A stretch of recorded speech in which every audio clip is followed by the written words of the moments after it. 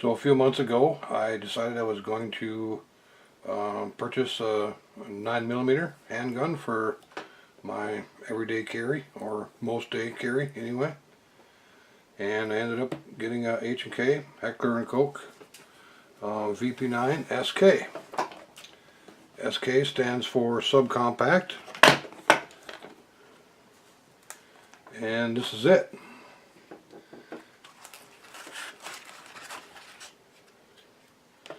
The gun comes with two magazines. One has a pinky grip there, a groove for the pinky.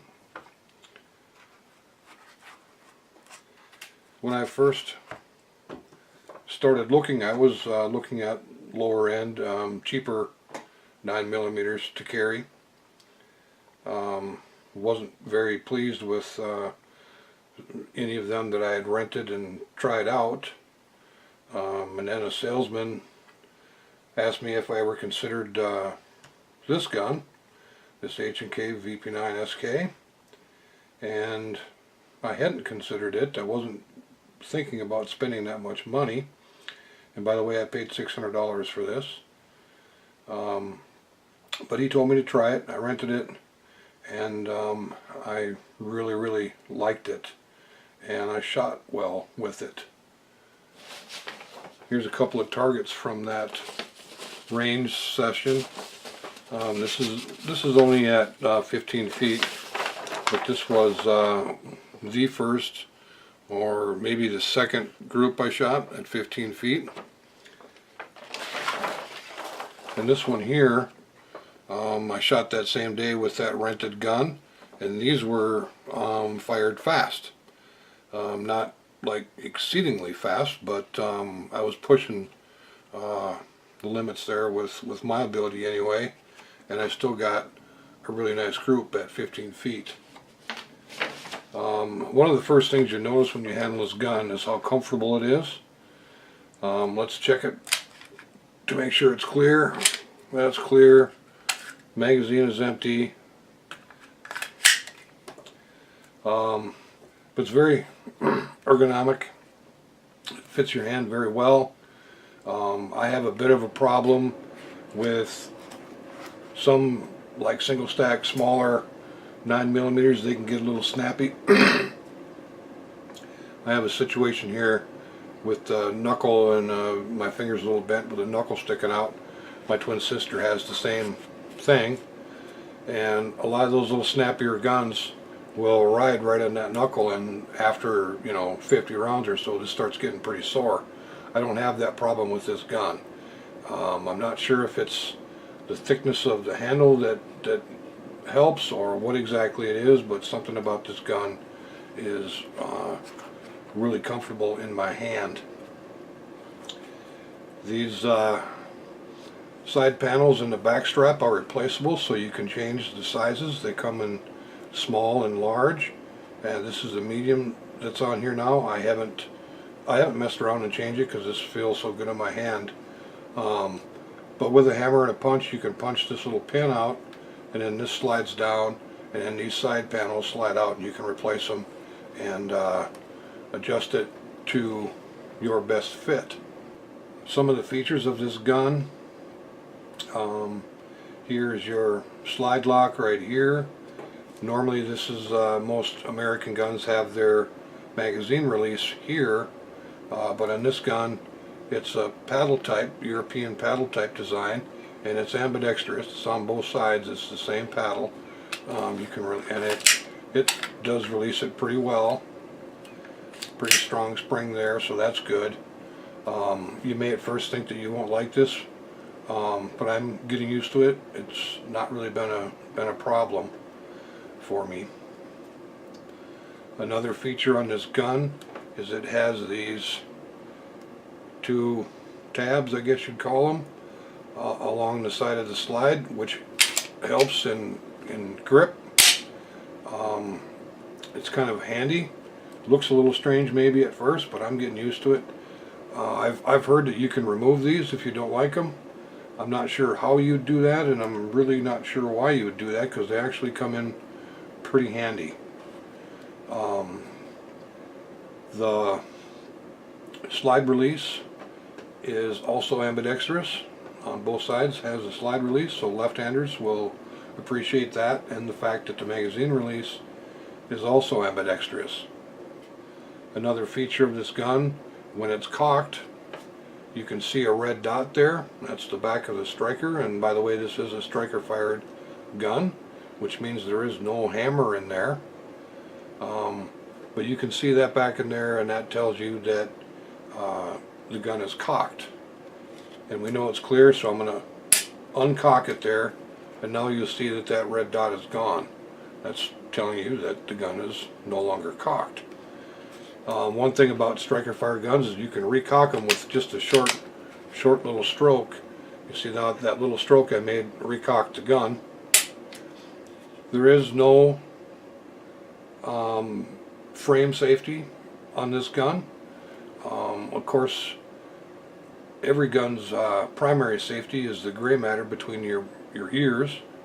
Your secondary safety is this finger never touching the trigger until you're on target and have decided to shoot.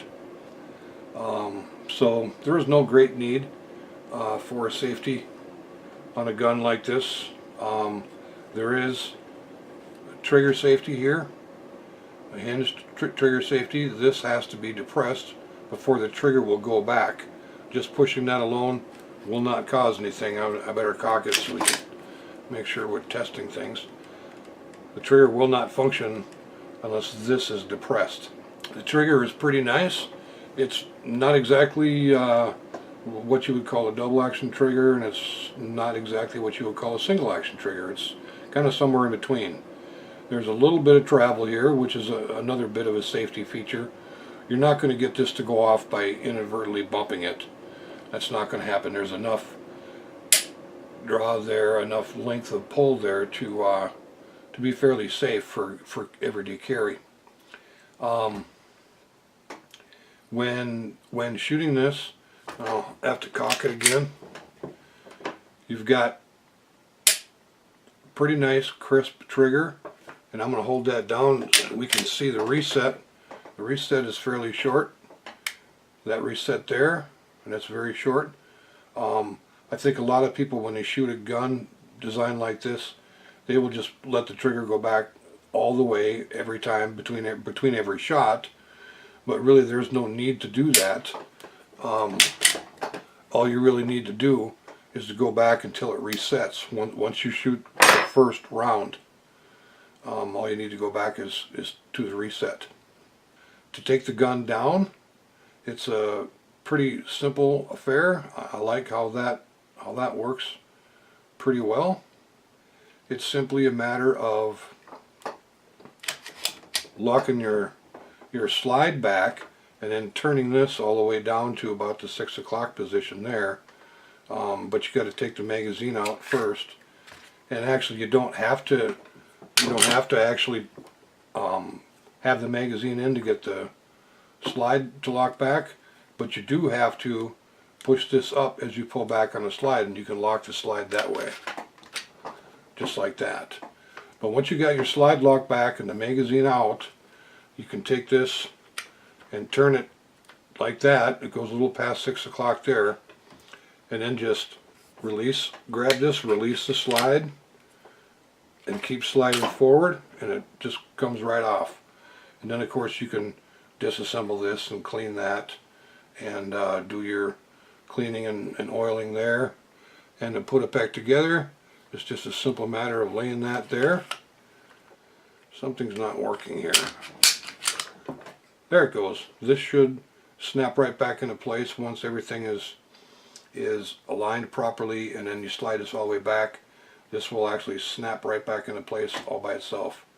And that is all done. I'll throw another feature on this gun is it's got a loaded chamber indicator, which is this thing right here.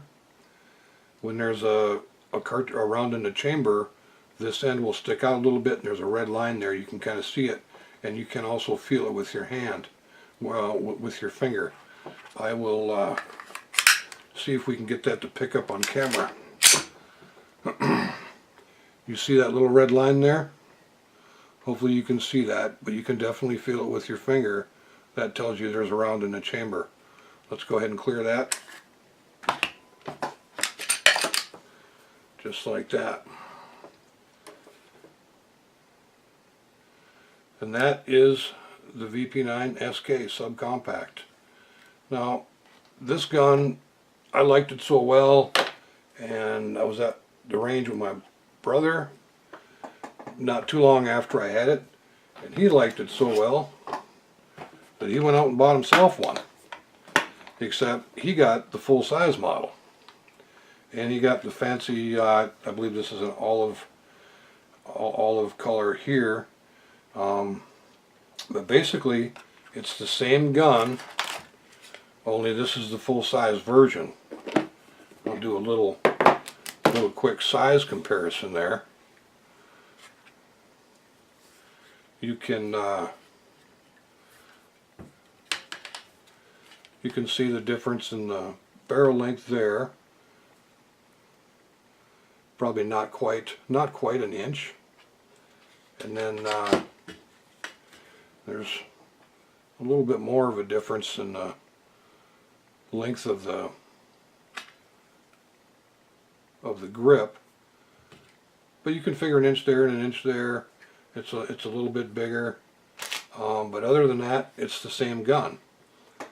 Now, for some reason, his gun did not come with, well, it came with 2 magazines, but neither of them have that picking extender, and that's probably just because you don't need it on this gun.